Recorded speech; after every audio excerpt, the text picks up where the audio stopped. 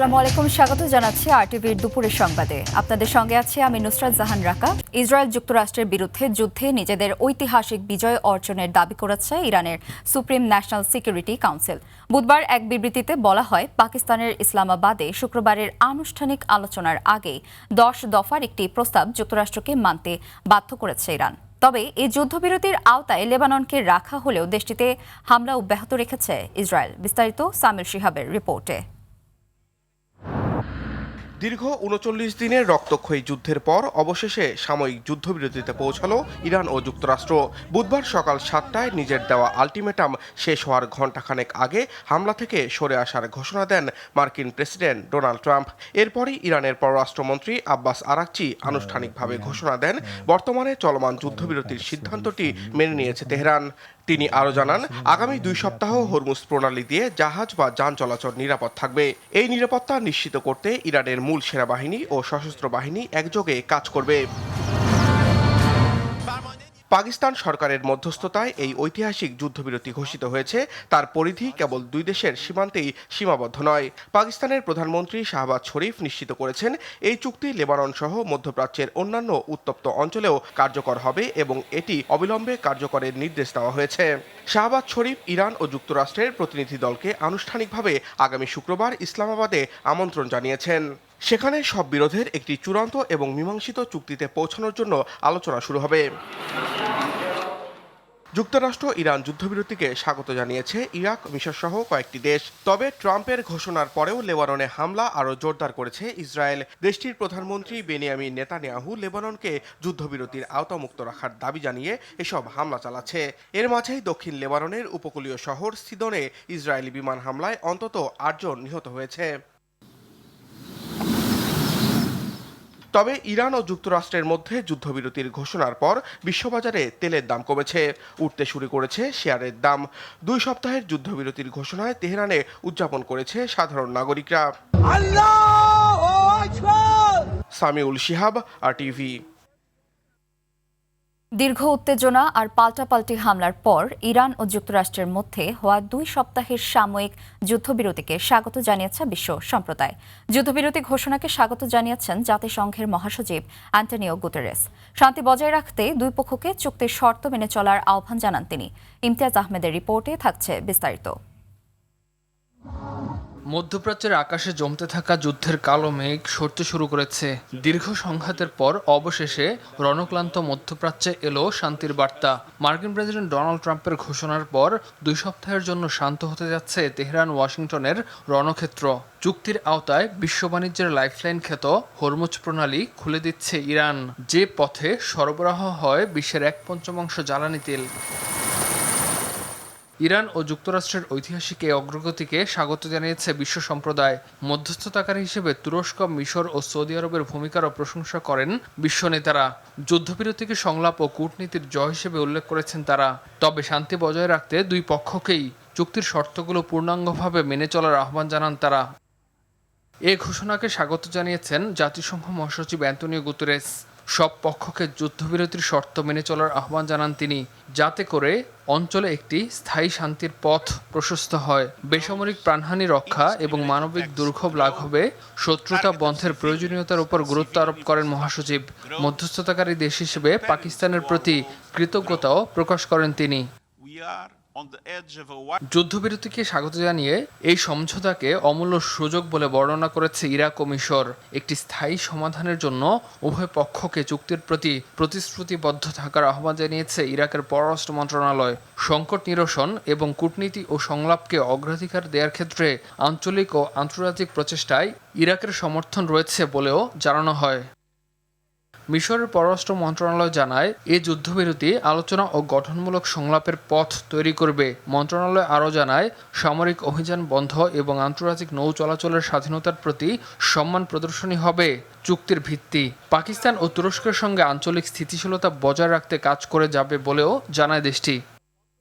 2 সপ্তাহের যুদ্ধবিরতিকে ইতিবাচক পদক্ষেপ হিসেবে দেখছে জাপান ও মালয়েশিয়া।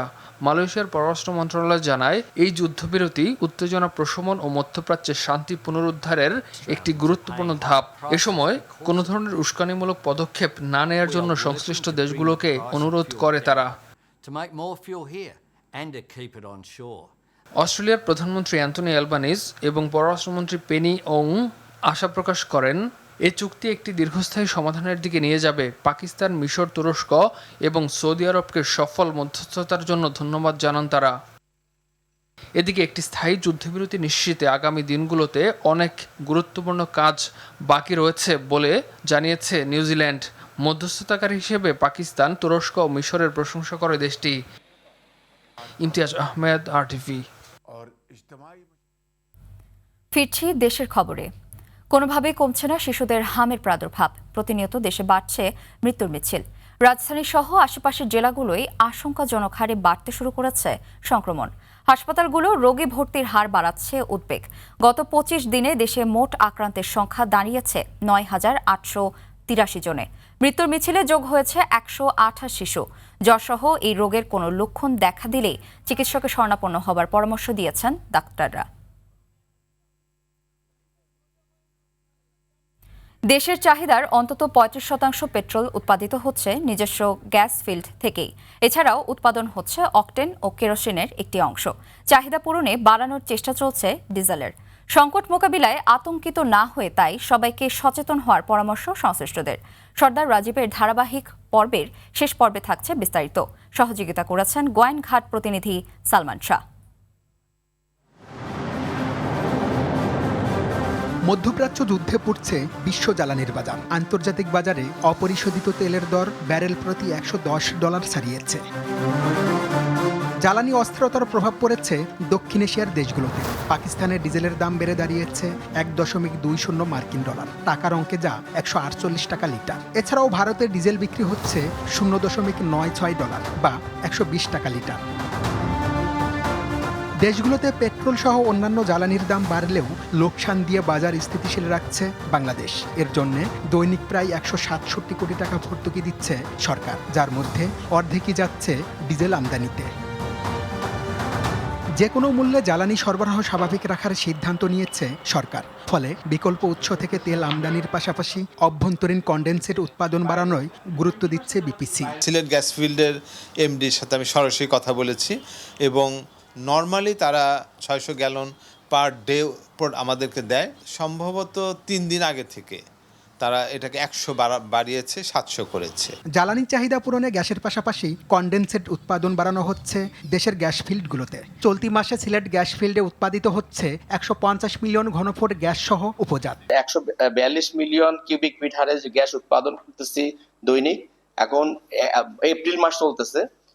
আমি আশা করতেছি যে মে মাসে আমার এটা 150 মিলিয়ন ঘনফুট হারে আমি জাতীয় গ্রিডে যুক্ত করতে পারবো এবং এর সাথে আনুপাতিক হারে আমার কনডেন্সেটটাও বেড়ে যাবে। এপ্রিলে 4,500 ব্যারেল কনডেন্সেট উৎপাদনের কথা জানিয়ে কর্মকর্তারা বলছেন এতে পাওয়া যাবে 3,500 ব্যারেল পেট্রোল, যা মোট চাহিদার 35% পূরণ করবে। দৈনিক 3400 থেকে 3500 ব্যারেল পেট্রোল পাই, 700 থেকে 750 ব্যারেল অকটেন পাই। আর হলো আমার ডিজেল তৈরি করি, যেটা ডিজেল হয় 150 ব্যারেল পার ডে এবং কেরোসিন 100 থেকে 120 ব্যারেল কেরোসিন উৎপন্ন হয়। এছাড়া আমার আরো একটা প্রোডাক্ট হয় যেটা হলো এলপিজি। এদিকে সংকট মোকাবেলায় জ্বালানি ব্যবহারে সবাইকে সাশ্রয়ী হওয়ার আহ্বান জানিয়ে জ্বালানি বিশেষজ্ঞ বলছেন আতঙ্ক কমাতে গণমাধ্যমকেও ইতিবাচক হওয়া জরুরি। মজুদ 2 দিন 3 দিনে নেমে গেছে, সেটার কোনো রিপোর্টিং কখনো হয়নি এবং তখন কিন্তু ঠিকই সময় মতো জাহাজ চলে এসছে এবং পরবর্তীতে আমাদের মজুদ বৃদ্ধি হয়েছে এবং আমাদের সরবরাহ ব্যবস্থা কোনো প্রবলেম হয়নি। কিন্তু এবার যখনই যুদ্ধ শুরু হয়েছে, সাংবাদিকরা প্রথম থেকেই কতদিনের মজুদ আছে, কোন জাহাজ আসবে, এই কথাগুলো কিন্তু জনগণের কাছে প্রেজেন্ট করেছে এবং এটা করার সাথে সাথেই মানুষের মনের মধ্যে আতঙ্ক সৃষ্টি শুরু হয়ে গেছে। দেশের দীর্ঘমেয়াদী জ্বালানি নিরাপত্তার জন্য দেশীয় উৎপাদনের পাশাপাশি নবায়নযোগ্য জ্বালানি উন্নয়ন বৃদ্ধির তাগিদ সংশ্লিষ্টদের। সর্দার রাজীব, RTV, ঢাকা। জ্বালানি তেল নিয়ে ভোগান্তি চরমে উঠেছে চালকসহ সংশ্লিষ্টদের মাঝে। জ্বালানি তেলের আরও খবর জানাতে গাজীপুরের কালিয়াকৈরের থেকে সরাসরি যুক্ত হচ্ছেন সহকর্মী কামাল হোসেন বিপ্লব। কামাল, জ্বালানি তেলের দাম ও সরবরাহ নিয়ে সর্বশেষ কি তথ্য আছে আপনার কাছে, জানাবেন। নুসরাত, আপনি জানেন যে বেশ কিছুদিন কিন্তু জ্বালানি তেলের ব্যাপক সংকট দেশে দেখা দিয়েছে। এরই মধ্যে গাজীপুরের কালিয়াকুরে প্রায় 15টি তেল পাম্প রয়েছে, এগুলো প্রায় পাম্পগুলোই তেল সংকটে বন্ধ রয়েছে। আজ সকাল থেকে আমি বিভিন্ন পাম্প ঘুরে দেখেছি, অধিকাংশ পাম্পই কিন্তু বন্ধ রয়েছে। কালিয়াকুরে একটি পাম্প খোলা রয়েছে। আমি এই মুহূর্তে দাঁড়িয়ে আছি কালিয়াকুর উপজেলার ঢাকা টাঙ্গাইল মহাসড়কের বাইপাস এলাকায় এমএ ফিলিং স্টেশনে। এই তেল পাম্পে কিন্তু সকাল থেকে অকটিন এবং পেট্রোল ডিজেল দিতেছে, যার ফলে সকাল থেকে দীর্ঘ লাইন রয়েছে এই পাম্পে। আমি তেল নিতে আসা কয়েকজনের সাথে কথা বলেছি, তারা জানিয়েছে কালিয়াকুরের 15টি পাম্পই তারা ঘুরেছে, কোথাও কোনো তেল পাচ্ছে না, যার ফলে এখানে লেন গাড়ি নিয়ে এসে ঘন্টার পর ঘন্টা তাদের বসে আছেন এবং তেল নেওয়ার জন্য অপেক্ষা করছেন। এবং অনেক পাম্পগুলোতেই যখন জ্বালানি তেলের সংকট পড়েছে তখন থেকে এই কালিয়াকুরে কিন্তু সেই পাম্পগুলো বন্ধ রয়েছে। এদিকে চালকরা বলেছে সিন্ডিকেটের কারণে কিন্তু অধিকাংশ পাম্পগুলো বন্ধ রেখেছে। দিনের বেলা রাতের বেলা কিন্তু বিভিন্ন প্রত্যন্ত অঞ্চল থেকে এবং কারখানার যে লোক রয়েছে তারা কিন্তু রাতের বেলা ড্রাম ভরে এই পাম্প থেকেই তারা তেল নিচ্ছে এবং প্রত্যন্ত অঞ্চলে বেশি দামে সেগুলো বিক্রি হচ্ছে। এদিকে আপনারা জানেন সরকারি ভাবে কিন্তু বিভিন্ন ট্যাগ অফিসার নিয়োগ দেওয়া হয়েছে। আমাদের কালিয়াকুর উপজেলায় অধিকাংশ পাম্পগুলোতে কিন্তু ট্যাগ অফিসার দেখা যায়নি কখনো, এবং চালকরা অভিযোগ করেছেন যদি প্রশাসনের নজর আসে এবং তদন্ত করে তাহলে হয়তো কিছুটা সংকট কেটে যেতে পারে। তাছাড়া ধন্যবাদ কামাল। সংরক্ষিত নারী আসনের তফসিল ঘোষণা করেছে নির্বাচন কমিশন। ইসি সচিব আখতার আহমেদ জানিয়েছেন মনোনয়ন দাখিলের শেষ তারিখ 21 এপ্রিল। মনোনয়নপত্র বাছাই হবে 22 ও 23 এপ্রিল। বাছাই নিয়ে আপিল করা যাবে 26 এপ্রিল, আর আপিল নিষ্পত্তি করা হবে 27 ও 28 এপ্রিল। চূড়ান্ত প্রার্থীদের প্রতীক বরাদ্দ দেওয়া হবে 30 এপ্রিল। ভোট গ্রহণ অনুষ্ঠিত হবে আগামী 12 মে। এদিকে রাজনৈতিক দলগুলোর আসন বণ্টনেও এসেছে চিত্র। বিএনপি জোট পাচ্ছে 36টি আসন, জামায়াত জোট 13টি। এছাড়া স্বতন্ত্র হিসেবে থাকছেন 6 জন, একটি আসন। ইসলামী আন্দোলন এবং রুমিন ফারহানা এককভাবে নির্বাচনে অংশ নেবেন। সব মিলিয়ে সংরক্ষিত নারী আসনের মোট সংখ্যা 50টি। নির্বাচন কমিশন বলছে নির্ধারিত সময়সূচি অনুযায়ী নির্বাচন সম্পন্নে প্রয়োজনীয় প্রস্তুতি নেওয়া হয়েছে। দাখিলের শেষ তারিখ হচ্ছে 21 এপ্রিল। রিটার্নিং অফিসার মনোনয়নপত্র বাছাইয়ের জন্য 22 এবং 23 তারিখ এটা আপনার সময় দিয়েছেন, আমাদের এখানেই এটা হবে। আপিল আবেদন 26 তারিখ, এটা রোববার। আপিল নিষ্পত্তি 27-28 এপ্রিল। প্রার্থিতা প্রত্যাহারের শেষ তারিখ হচ্ছে আপনার 29 এপ্রিল। প্রতীক বরাদ্দ হবে 30 এপ্রিল, আর ভোট গ্রহণ হবে 12 মে। বগুড়া 6 ও শেরপুর 3 আসনের উপনির্বাচন কাল। এরই মধ্যে নির্বাচনের প্রস্তুতি শেষ করেছে নির্বাচন কমিশন ও স্থানীয় প্রশাসন। বগুড়া সদর 6 আসনের উপনির্বাচনে কেন্দ্রে কেন্দ্রে পৌঁছে দেওয়া হচ্ছে নির্বাচনী সামগ্রী। এই আসনে মোট ভোটার সংখ্যা 4,54,043 জন। শান্তিপূর্ণ ও সুষ্ঠু ভোট গ্রহণ নিশ্চিতে নেওয়া হয়েছে বাড়তি নিরাপত্তা ব্যবস্থা। এই উপনির্বাচনে বিএনপি থেকে রেজাউল করিম বাদশাহ, জামায়াতের আবিদুর রহমান সোহেল এবং স্বতন্ত্র প্রার্থী আল আমিন তালুকদার লড়ছেন। ত্রয়োদশ জাতীয় সংসদ নির্বাচনে এই আসন থেকে বর্তমান প্রধানমন্ত্রী তারেক রহমান বিপুল ভোটে বিজয়ী হয়েছিলেন।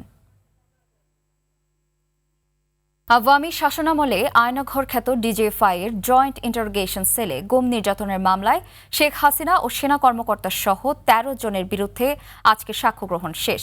পরবর্তী সাক্ষ্য 13 এপ্রিল। বিচারপতি গোলাম মর্তুজা মজুমদারের নেতৃত্বাধীন আন্তর্জাতিক অপরাধ ট্রাইব্যুনাল 1-এ এখন শতাধিক মানুষকে গুম খুনের মামলায় সাবেক সেনা কর্মকর্তা জিয়াউল আহসানের বিরুদ্ধে সাক্ষ্য গ্রহণ চলছে। এর আগে এ ট্রাইব্যুনালে জুলাই আন্দোলনে মোহাম্মদপুর এলাকায় 9 জনকে হত্যাসহ 3 অভিযোগে সাবেক মেয়র শেখ ফজলে নূর তাপস সহ 28 জনের বিরুদ্ধে করা মামলার পরবর্তী শুনানির জন্য 15 এপ্রিল তারিখ নির্ধারণ করা হয়। অন্যদিকে ট্রাইব্যুনাল 2-এ মানবতা বিরোধী অপরাধের পৃথক মামলায় ডিজিএফআই-এর সাবেক মহাপরিচালক শেখ মামুন খালেদ ও মাসুদ উদ্দিন চৌধুরীকে হাজিরের নির্ধারিত দিন থাকলেও তাদের আনা হয়নি। হাজিরের পরবর্তী তারিখ 13 এপ্রিল।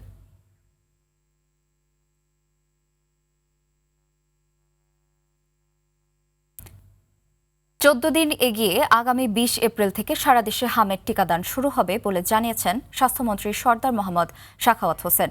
ইউনিসেফের মাধ্যমে 419 কোটি টাকার ভ্যাকসিন ক্রয় করা হচ্ছে বলেও জানান মন্ত্রী। জাতীয় সংসদ অধিবেশনে তিনি এই কথা জানান। এছাড়াও আজ সন্ত্রাস বিরোধী সংশোধনী বিল সহ 5টি বিল সর্বসম্মতিক্রমে পাশ করা হয়। রুদ্র রফিকের রিপোর্ট। আজ কার্যপ্রণালী বিধির 31 আধ ঘন্টা বিলম্বে বুধবার বেলা 11টায় জাতীয় সংসদের অধিবেশন শুরু হয়। শুরুতে সংসদ সদস্যরা জনগুরুত্বপূর্ণ বিষয়ে সংশ্লিষ্ট মন্ত্রণালয়ে দৃষ্টি আকর্ষণ করেন। মোহাম্মদ আব্দুল আজিজ নাটোর 4। ব্রাহ্মণবাড়িয়া 2 আসনের সংসদ সদস্য স্বাস্থ্যমন্ত্রীর কাছে হামের প্রকৃত চিত্র ও টিকার হিসেব তুলে ধরার আহ্বান জানান। মাঠ পর্যায়ের প্রকৃত চিত্র এবং টিকার মজুদ ও বিতরণের পরিসংখ্যান এই মহান সংসদে পেশ করবেন। এ সময় স্বাস্থ্যমন্ত্রী বলেন, দেশে হামের ভ্যাকসিনের মজুদ স্থিতিশীল রয়েছে। We are expediting the vaccination program all over the country from 20th of this month. আমরা 14 দিন এগিয়ে নিয়ে আসছি। From 3rd May থেকে আমরা এটা আগামী 20 তারিখ থেকে ইনশাআল্লাহ শুরু করব। হাম নিয়ে আতঙ্কিত না হওয়ার আহ্বান জানান স্বাস্থ্যমন্ত্রী। ইউনিসেফের মাধ্যমে 419 কোটি টাকার ভ্যাকসিন ক্রয় প্রক্রিয়া চূড়ান্ত পর্যায়ে রয়েছে। আমরা 200 কোটি টাকার অলরেডি নিয়েছি। এরপর অর্থমন্ত্রী আমির খসরু মাহমুদ চৌধুরী সরকারি হিসাব নিরীক্ষা বিল উত্থাপন করলে তা সর্বসম্মতিক্রমে পাশ হয়। মৎস্য ও প্রাণী সম্পদ মন্ত্রী Aminur Rashid protection and conservation of fish amendment bill উত্থাপন করলে এটি নিপীড়নমূলক আইন হবে জানিয়ে আপত্তি জানান নোয়াখালী 6 আসনের সংসদ সদস্য হান্নান মাসুদ। আসলে যাদের উপরে এই আইনটা প্রয়োগ করা হবে তাদের পক্ষে 5,000 টাকা দেওয়া অসম্ভব। তবে পরবর্তীতে সর্বসম্মতিক্রমে বিলটি পাশ হয়। আমার মনে হয় জয়যুক্ত হয়েছে। জয়যুক্ত হয়েছে। স্থানীয় সরকার, পল্লী উন্নয়ন ও সমবায় মন্ত্রী মির্জা ফখরুল ইসলাম আলমগীরের পক্ষে প্রতিমন্ত্রী মীর শাহে আলম শেখ হাসিনা পল্লী উন্নয়ন একাডেমি জামালপুর সংশোধনী বিল এবং পানি সরবরাহ ও পয়ঃনিষ্কাশন কর্তৃপক্ষ সংশোধনী বিল উত্থাপন করেন। বিল দুটি সর্বসম্মতিক্রমে পাশ হয়। সর্বসম্মতিক্রমে পাশ হলো। এরপর স্বরাষ্ট্রমন্ত্রী সালাউদ্দিন আহমদ সন্ত্রাস বিরোধী সংশোধনী বিল পাশ করার জন্য সংসদে উত্থাপন করেন। এই বিলটা হলো একটি গণহত্যাকারী সন্ত্রাসী সংগঠনের নিষিদ্ধকরণ সংক্রান্ত একটা অ্যামেন্ডমেন্ট। বিলটি পাশ করার প্রস্তাব উত্থাপনের আগ মুহূর্তে বিরোধী দলীয় নেতা ডক্টর শফিকুর রহমান আপত্তি জানান। আমরা কি অনুরোধ করতে পারি যে এটা পাশের জন্য একটু সময় হাতে রেখে আমাদেরকে একটু সুযোগ দেওয়া হোক। এখন বিলের এই স্টেজে আর আপত্তি করার সুযোগ নেই। যদিও পরবর্তীতে সর্বসম্মতিক্রমে সন্ত্রাস বিরোধী সংশোধনী বিলটি পাশ হয়। সন্ত্রাস বিরোধী সংশোধন বিল 2026 সর্বসম্মতিক্রমে পাশ হলো। রুদ্র রফিক, RTV, ঢাকা। ভারতে পৌঁছেছেন পররাষ্ট্রমন্ত্রী ডক্টর খলিলুর রহমান।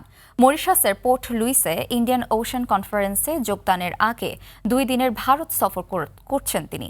পররাষ্ট্রমন্ত্রীর সফর সঙ্গী হিসেবে আছেন প্রধানমন্ত্রীর পররাষ্ট্র বিষয়ক উপদেষ্টা হুমায়ুন কবির। সফরে ভারতের নিরাপত্তা উপদেষ্টা অজিত দোভাল, পররাষ্ট্রমন্ত্রী এস জয়শঙ্কর সহ গুরুত্বপূর্ণ ব্যক্তিদের সঙ্গে বৈঠক করবেন পররাষ্ট্রমন্ত্রী। কূটনৈতিক সূত্র বলছে, সফরে জ্বালানি সহায়তা, পর্যটন ভিসা চালু, গঙ্গা চুক্তি নবায়ন, জাতিসংঘের 81তম সাধারণ পরিষদে বাংলাদেশের প্রতিদ্বন্দ্বিতা, বাণিজ্য সম্পর্কিত ইস্যুগুলো প্রাধান্য পাবে। এছাড়া প্রধানমন্ত্রী তারেক রহমানের সম্ভাব্য ভারত সফর নিয়েও আলোচনা হতে পারে। সায়দাবাদ আন্তঃজেলা বাস টার্মিনালের এলাকায় অনুমোদনবিহীন বাস কাউন্টারের বিরুদ্ধে মোবাইল কোর্ট পরিচালনা করেছে ঢাকা দক্ষিণ সিটি কর্পোরেশন। সকালে শুরু হওয়া এই অভিযানে অবৈধভাবে স্থাপিত একাধিক কাউন্টার উচ্ছেদ করা হয়। অভিযান চলাকালে সংশ্লিষ্টদের সতর্ক করা হয় এবং ভবিষ্যতে এই ধরনের অনিয়মের বিরুদ্ধে কঠোর ব্যবস্থা নেওয়ার কথা জানানো হয়। সিটি কর্পোরেশন বলছে, নগরীতে যানজট নিরসন করে সড়কে শৃঙ্খলা ফিরিয়ে আনতে এ ধরনের অভিযান নিয়মিতভাবে পরিচালিত হবে। মুন্সিগঞ্জের গজারিয়ায় হোটেলে সরবরাহের উদ্দেশ্যে জবাই করা 13টি এবং একটি জীবিত ঘোড়া উদ্ধার করা হয়েছে। ভোরে উপজেলার আনারপুরা বাসস্ট্যান্ড সংলগ্ন পল্লী বিদ্যুৎ সাব স্টেশনের পেছনে একটি পরিত্যক্ত ঘর থেকে এসব ঘোড়া উদ্ধার করেন স্থানীয়রা। এর আগে এলাকাবাসীর ধাওয়ায় পালিয়ে যায় ঘোড়া জবাই চক্রের সদস্যরা। প্রত্যক্ষদর্শীরা জানান, গত প্রায় 6 মাস ধরে এই এলাকায় সন্দেহজনক কার্যক্রম চলছিল। বিষয়টি আঁচ করতে পেরে গ্রামবাসী নজরদারি শুরু করেন। ভোরে গ্রামবাসীর উপস্থিতি টের পেয়ে স্থানীয় তিতাস ও রাজীব সহ অন্যান্যরা সদস্য পালিয়ে যায়। এদিকে ঘটনায় জড়িতদের দ্রুত গ্রেফতার ও শাস্তির দাবি জানিয়েছেন এলাকাবাসী। যুক্তরাষ্ট্রের নিউ ইয়র্কে ভল্টে রাখা নিজেদের 129 টন স্বর্ণের পুরোটাই সরিয়ে নিয়েছে ফ্রান্স কেন্দ্রীয় ব্যাংক। আন্তর্জাতিক বাজারে এসব স্বর্ণের মূল্য প্রায় 1,200 কোটি 80 লাখ ইউরো। নিউ ইয়র্কে থাকা মজুদ বিক্রি করে ইউরোপের বাজার থেকে নতুন করে সমপরিমাণ স্বর্ণ কিনেছে দেশটি। কেন্দ্রীয় ব্যাংকের দাবি, এর ফলে ফ্রান্স এখন বিশ্বের 4র্থ বৃহত্তম স্বর্ণ মজুতকারী দেশে পরিণত হল। বিশ্লেষকেরা মনে করছেন, মার্কিন আর্থিক ব্যবস্থার উপর নির্ভরতা কমানোই এর লক্ষ্য। ফ্রান্সের এমন আকস্মিক পদক্ষেপের পর স্বর্ণের নিরাপত্তা নিয়ে উদ্বেগ জানিয়েছে জার্মানি ও ইতালি। চ্যাম্পিয়ন্স লিগের কোয়ার্টার ফাইনালের হোম ম্যাচে বড় ধাক্কা খেল রিয়াল মাদ্রিদ। বায়ার্ন মিউনিখের বিপক্ষে 2-1 গোলে হেরে গেছে লস ব্লাঙ্কোসরা। এদিকে অ্যাওয়ে ম্যাচে স্পোর্টিং সিপির বিপক্ষে 1-0 ব্যবধানের জয় নিয়ে মাঠ ছেড়েছে ইংলিশ জায়ান্ট আর্সেনাল। বিস্তারিত মাহফুজুল ইসলামের রিপোর্টে। হোম ম্যাচে ফেভারিট হিসেবেই মাঠে নামা রিয়াল এদিন বায়ার্ন রক্ষণ ভাঙতে খেলেছে 4-4-2 ফরমেশনে, কিন্তু সে কৌশল বায়ার্ন বস ভিনসেন্ট কোম্পানির মস্তিষ্কের কাছে হয়েছে পরাস্ত। চ্যাম্পিয়ন্স লিগের কোয়ার্টার ফাইনালে 41 মিনিটে নাবরির অ্যাসিস্টে ডিয়াজের গোলে এগিয়ে থেকে বিরতিতে যায় বায়ার্ন। বিরতি থেকে হ্যারি কেইন ঝলকে ব্যবধান বেড়ে দাঁড়ায় 2-0। 74 মিনিটে এমবাপ্পের গোলে ম্যাচে ফেরার আভাস দিলেও শেষ পর্যন্ত তা পারেনি রিয়াল। ব্যর্থ হয় সমতায় ফেরার সব চেষ্টা। দ্বিতীয় লেগের আগামী 15 এপ্রিল মুখোমুখি হবে দুদল। এদিকে ঘরের মাঠে আর্সেনালকে ছেড়ে কথা বলেনি স্পোর্টিং সিপি। 1-0 গোলে আর্সেনালের জয়ের দিনে অতিরিক্ত সময়ের গোলটি করেন হাভার্টস। এর আগে 63 মিনিটে জুবিমেন্দির অফসাইডে বাদ হয় আর্সেনালের প্রথম গোল। এটিরও দ্বিতীয় লেগের ম্যাচ হবে 15 এপ্রিল। মাহফুজুল ইসলাম, RTV। দর্শক, দুপুরের সংবাদ এ পর্যন্তই। জেলা সংবাদ বিকেল 4:45টায় দেখার আমন্ত্রণ রইল। ধন্যবাদ সবাইকে।